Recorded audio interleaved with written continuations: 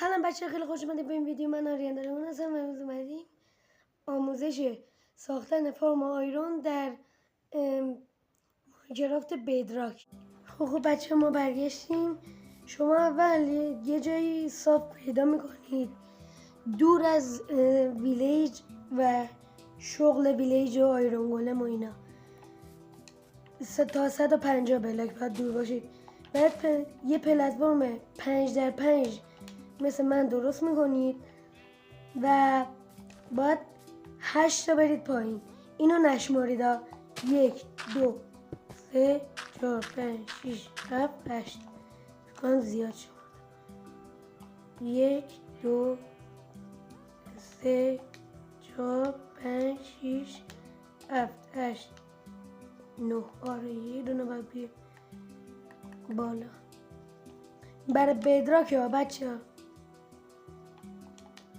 مثلا روی گوشی اصلا نمیشه چیز درست کرد، فرم آیرونای دیگه برای بدراک و اینا، ولی این فرمو میشه و شما اینو میرید تا پایین.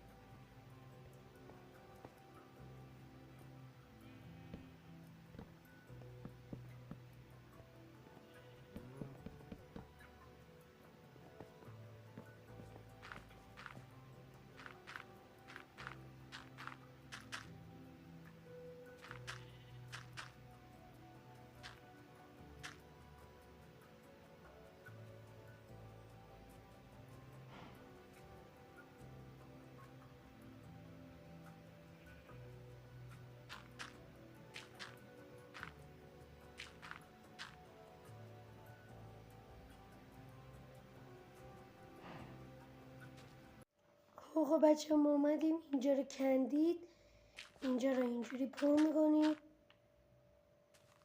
دوباره با هر بلاکی که خواستید، چون بعدش میخوایم بکنیم، زیاد مهم نیست. اینم از این. بعد روشون رو بد میذارید. خب اینجا، خب اینم اینجا. چقدر ست پوینت زدم. بعد میرید زیر اینا رو میکنید، بدا رو هوا میمونه دیگه. بعد اینا رو اینجوری زیرش هم میذارید که کلا همشون روی هم میشه 20 تا. این از این، از این. 1 2 3 4 5. اینم 5 میشه 10 20. خب شما حالا اینجا رو کندید، میاید بالا. بعد اینجا میذارید اینا رو، اینجا رو بذارید پر کنم. اینا باید اینجوری باشه دیگه.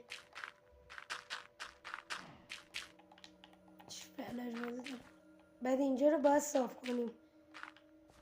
خب شما اینجا هر شغلی که بردارید یا بسازید توی سروایوال، اینجا این کارو کنید. یه دونه اینجا اینجوری کنید، بذارید. خب روبروی هم باشه. این اینجوریه، این که سمت مخالفشه اینجوری، اینی هم که روبروشه همین شکلی باشه و اینم روبروش همین شکلی میشه دیگه. اینم از این. خب شما 20 ویلیجرتون رو میارید. حواستون باشه توی کریتیو که آسون تره، ولی توی سروایوال ازشون خرید نکنید یا مثلا چیز نکنید، بدون شغل باشن که راحت تر شغل رو بگیرد. من الان اینجوری باید هی بذارم شمشیر بردارم. آها خب این شغله رو گرفت. خب حواستون باشه که دقیق 20 تا باشه. بیشتر از 20 کمتر باشه فرمتون خراب میشه. من اینا رو بذارم و برگردم. خب وقتی که اینا رو آوردید نگاه گربه اسپون شد. بعد سر اینجا رو میپوشونید اینجوری بالا سرشون رو. برای اینکه مابم اسپان نشه یه دونه تورچ برمیدارید، میذاریم دقیقا این وسط.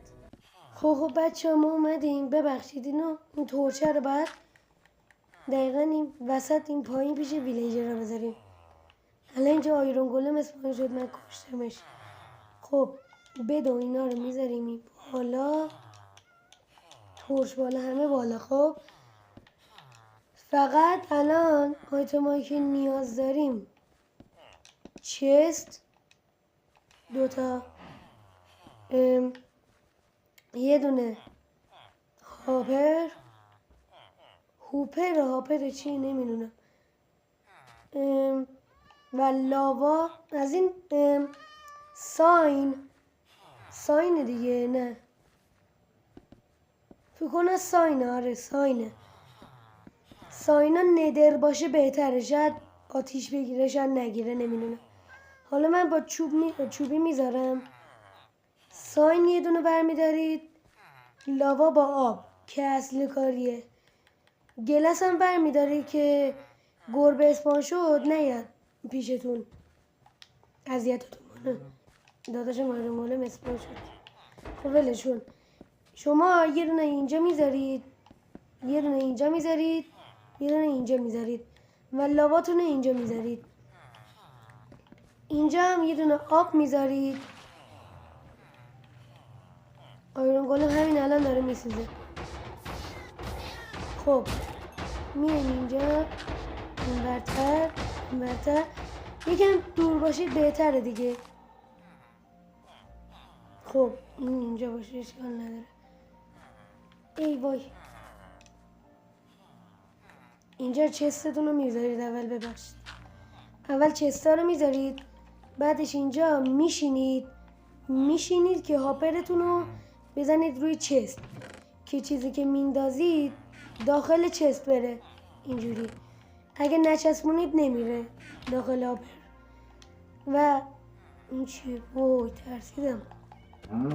و شما به خاطر اینکه گربه این بر نیاد مثل الان اینجا رو اینجا رو گلس میذارید، چستتون هم باز میشه به همین راحتی.